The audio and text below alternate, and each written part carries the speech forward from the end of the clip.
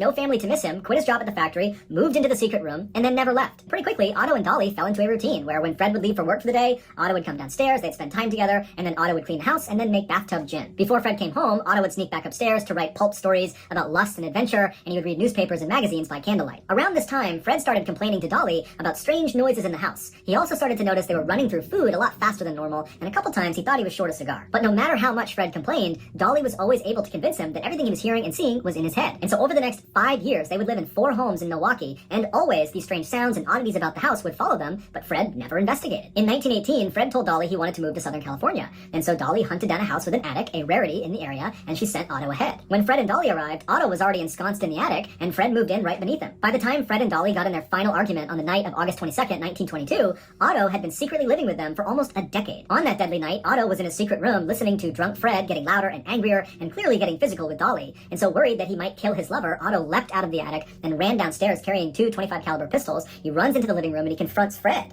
And Fred is astounded to see his formerly teenage sewing machine repairman, who abruptly quit the factory so suddenly and completely, now standing in his living room. And so Fred lunged at Otto, and Otto just started shooting. It was then that Dolly hatched the scheme that had almost let them get away with it. Knowing the police would be there any minute, Dolly staged the house to look like a robbery. She told Otto to lock her inside of the closet and then ordered him to go back up into the attic. And so when the police got there, Otto was crouched silently right above their heads. After the killing, Otto moved in with Dolly in her new house, and even though they could have had a normal open relationship, Dolly ordered Otto to go live in the attic of this new house as well. It wasn't until a year later, when Dolly was briefly arrested after the police found out about the hidden guns, that Otto was forced to come out of the attic. While Dolly was sitting in jail for these gun charges, she begged her estate lawyer boyfriend, Shapiro, to go get groceries for her vagabond half-brother Otto, who lived in her attic. She said, when you delivered them, make sure you go to the bedroom and knock on the ceiling. That will let him know it's safe to come out. But when Shapiro arrived and followed the procedure and Otto came out, Otto was so starved for human interaction and conversation that he wound up telling Shapiro the whole insane story. But instead of going to police, Shapiro told Otto that he should just leave. And he did. He went and became a janitor and he got married. The secret held until Dolly and Shapiro broke up for good, at which point Shapiro called the police. Dolly and Otto were arrested and the press went insane. They called this the Batman case because Otto was living like a bat in a cave. This was before Batman the comic was a thing. Otto was convicted of manslaughter, but the statute of limitations was up, so he was allowed to walk free. As for Dolly, she was allowed to walk free too because the jury hung on her conspiracy to commit murder charges. After the trial, Otto disappeared and nothing more is known about him. As for Dolly, she stayed in LA and she died in 1961 at the age of 80, 2 weeks after marrying yet again.